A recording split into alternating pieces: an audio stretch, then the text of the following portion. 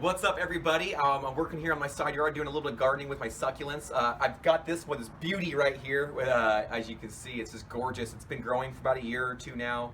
Actually, probably about 2 years right here, going on its third year. And so I was doing some work, I was taking some cuttings, and I had noticed something interesting about this planter. And so it's a planter that uses kind of like that little mesh coconut matting as its skin, right? So that's what holds the soil in. But let me show you something. So like I said, I was taking some cuttings, which is obviously easy enough. You can take your hand, or you can take a little pair of pruners and snap some pieces off that you don't mind losing temporarily, because you're not really losing them. You're going to save them for a while. Then we're going to get them rooted up and going again.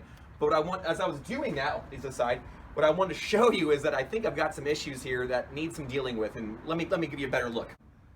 So you can see this first one that I didn't quite mention in that first part, but this is how it should look, right? You see a nice healthy coconut mat there, right? And so it's holding in strong. I think I just built this one last spring, and it's actually doing really well. You can see those string of bananas are just going crazy. Then we got the donkey tail on this one. It takes a little longer to grow, but even they are pretty long. And I actually even took some of the longest ones off as cuttings to add to some of our other gardens here. But this is what I noticed, right? So I was getting in here, I was fertilizing, I was cutting back some of the aeonium, cutting back the jade, and look, it's already regrowing, so I want to take some cuttings. And then I took cuttings of basically everything else in here as well, and I'll probably take a few more. As you can see, there's quite a bit in there. And like I said, it's just a temporary, because we take them out and then those plants they'll heal up and regrow. But this is what I really noticed. So I've had issues with squirrels and stuff and birds. They'll come in here and they will hold on to this, and they'll take it for their nests, which I don't mind too much. You know, that's fine. That's because I actually love having the birds around here. So we've had a little bit of that, and so I've noticed some damage, but really it wasn't that bad.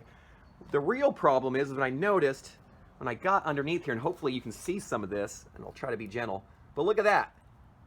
It's been here for so long, and like I said, we had creatures take some of it, but on a further inspection, I don't think, like you can see right there too, so there's literally no bottom to this. These plants are in here with their roots are holding the soil together. There are some metal ribs that kind of keep, like right in here, you can see, oops, sorry. You can see a metal rib holding it all together. But look, when I just barely touch that fibrous material, it's just coming out. So what it is, it's just been here too long. It's, like I said, that coconut mat there has been there about almost 4 years. And so it's done. And so what we're gonna do today in this video is I'm gonna show you how we're going to replace that, because these plants are very delicate to a degree, especially these long donkey tails. And so what we're going to do is we're going to actually have to pull them all out individually, set them aside. We'll have to go down to the nursery and purchase a new coconut mat. But you know what's funny is, as I was looking at this one to notice that, like, all right, this one needs a little bit of love. I noticed I have some heuchera here and a few other plants in this one that I might actually re-update. And I noticed that it was probably going to it was planted at the same time. And if you look, it's not quite as bad as the other one, but look, if I just barely touch it, I mean, literally just a tiny amount of pressure, and there's nothing there. It's all dirt. And you see some roots kind of holding it all together, thankfully. So this one actually needs to be repaired as well. So what I'm gonna do is I'm gonna measure these, because the nursery will sell them in different sizes. So I wanna make sure that I get the proper size. I've done that before, where I went down and got the wrong insert. It was the wrong size, and so for my metal cage, because they're all a little bit different, so you'll see they'll probably have several different sizes. You can go to a nursery, you can go to Home Depot, Lowe's. Here where I live, Green Acres is the dominant nursery, and so I'll probably head down there, because I like seeing my Green Acres folks and visiting some people, and they just have the best selection. But not to rep them, but it's just that's just where I'm headed, because I have a gift card for there anyhow, so might as well use that. But look at that. I mean, it's done. So I'm glad I actually noticed this now, because I don't want to have to do this in the middle of the summer and put these poor plants into any more shock than they really need. And so what we're going to do is do them now. You can see right now, just kind of from the sky and from the lighting, it's a kind of an overcast day. It's cool. It's moist. This is ideal. I mean, couldn't be a better day for transplanting or disturbing your plants. So what we're gonna do is we're gonna actually have to do this one and that one. This one's really gonna take a lot of effort, because the other one, the plants are a little bit more durable. They're not quite so tender. Like one little branch right here, because there's so much weight on it, that if I just jostle them around, the leaves might pop off. They do that already. You can kind of see on the ground here. They just drop naturally. And that's actually how I get some of my leaf cuttings, is I'll just go down there and scoop them up, because they're already ready to go. But I just wanna be gentle, because these donkey tail are real fragile. Some of these other ones are very long and heavy. And so when I pull them out, it's going to take a bit of effort. So hey, stay tuned, hang with me. We're going to see if we can't get this these two restored and back to health, and we'll see what it looks like at the end. All right, so stick with us. New liners, I think there's like $16, $17 a piece. These are some 36 inchers, 3-footers, about a meter or so, for those of you outside the United States. So about a meter in length, give or take. And so we're gonna pull these out and then replace it with this. I got some really good potting soil. I've got some starter fertilizer to go with it, so that way we can help with the transplant shock. And so our goal for today is to actually pull out all the sections and carefully put them away, all the succulents that we have in here. They're pretty mature, and they're doing well, but they're really actually fragile. They're fragile. Fragile. They're fragile. And so we want to pull them out and then set them aside without damaging or destroying them. And then we'll get in there, and whatever's left of that wispy little mat we'll pull out. Probably actually remove all of this material, really, to be honest. A lot of fresh soil. And then we'll place these plants back in there. Some of them might even get thinned out.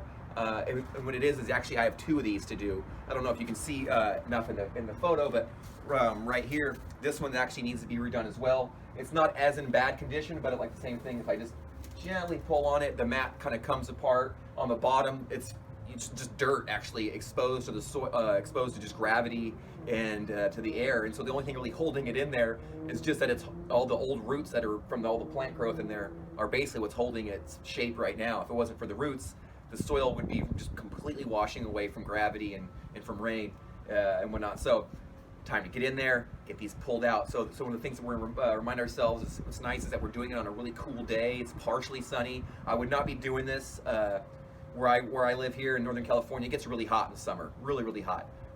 Over 105 degrees Fahrenheit, quite a bit. And so it gets really warm. So I wouldn't do that. And this is actually the area where I'm at only gets a portion of sun a day, and it's typically in the warmer parts of the day. And so I would not be doing this at that time of the year. I would be doing this fall, winter, and then right now is like early spring. And so it's cool weather, overcast day. We're gonna be very gentle with these. We're just gonna transplant it. Let's do it. I just wanna show you once again what I was kind of talking about. I don't wanna damage these guys too much, but can you see that behind there? That's just all the perlite and potting soil from the plants that are in there. And you can see they're just falling apart. I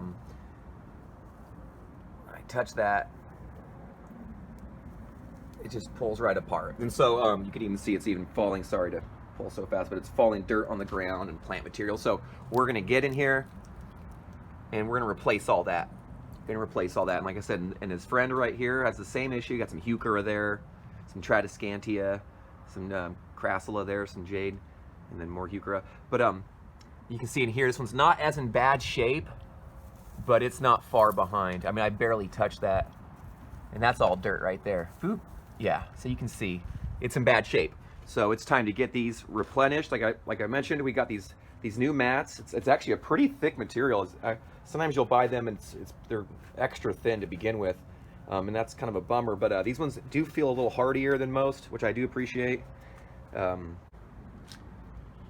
All right, so here we go. So we're just gonna get in here. I'm actually gonna have a pot or two ready on the side just to go if I need to. So that way, as I pull some of these plants up, I could kind of get them pulled up into a container if needed. What I want to do is just kind of attack it at its weak point without doing too much damage. I know I'm going to lose some branches and a lot of leaves in this process, but what I want to do, I'm just going to get, oh God, it's actually pretty, these are pretty well in there, but like I said, I'm just going to gently, I got a big old mature jade right in here that's taking up a lot of space. I feel like if I could get this one pulled away from her friends. Oh, there you go. And you can just, what I'm doing is instead of yanking on these stems really hard and pulling out these or the branches, try to get your hand actually down in around where the roots are, and not yanking, not pulling on the roots, but pulling on the on the base of the plant where that plant comes out of the soil. And that way you're not doing too much damage to the actual plant or the plants around it. I want to pull them all out in small sections if I can. If you have to, you can kind of feel with your hands under the soil where the thickest and strongest, most mature roots are. Especially, I got excuse me, I got an aeonium here that has a root and or a stem along the soil that is thick like a branch. I can feel it. Let me see if I can break it with my hand. Oh, yep. If I can't break it with my hand, I got my pair of bypass pruners ready to go right next to me. But that's the one I was talking about. So you can see that was pretty thick. So that one's doing well. We'll pull that apart. You can't even kill these things. They are, at least not my backyard, they do so well here, feels like. So now that I've got a few of the larger ones out, I can already tell I'm making some headway. And then some pieces, like look at that, that's just a living section of some aeonium I pruned back. That can be composted or regrown. It really depends what you want. There's a lot of plant material here to kind of go through, but oh, now that I got this plant right here, see this little beauty right here? I don't want to just yank it out because it's so intertwined here with this donkey tail. Oh, you know, sometimes this might be a good opportunity, or it's a happy little accident. All of our old good friend Bob Ross, that wonderful artist. Little happy accident, right? And so there we go, a little happy accident. That branch had a little cut and a little break, so we'll just break it off completely, and we'll make a lovely cutting out of that. And that's, like I said, that's just a beautiful, happy little accident, and we'll just go with that. Oh, you know, sometimes some people paint the world they want to see and the world they like to see it. And then other people, because I can't paint. If I could, I would probably. I'd love to be doing that. Since I can't paint well and paint beautiful worlds, I figure I'll just try to just do what I can to grow a beautiful world. And I know there's probably a lot of people at home who do that as well. And I think that's a pretty good way to approach things sometimes. Is what can you do, and do your best when you can do it. There you go.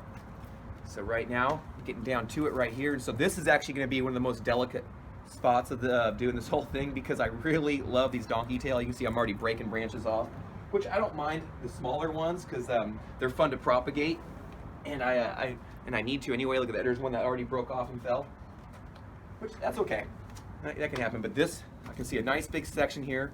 I don't want to just rip it out and go, ooh, I got it, because I want to try to preserve as much of the roots as I can. It's also, there's a little soaker hose built into this that I put in here for irrigating, and it is kind of wrapped around the root base of this plant, so definitely I want to pull as much of these roots as I possibly can, because this is a pretty solid section. Woo-wee! Look at that. Boom. That is like, ooh, those are some sweet looking donkey tail, right?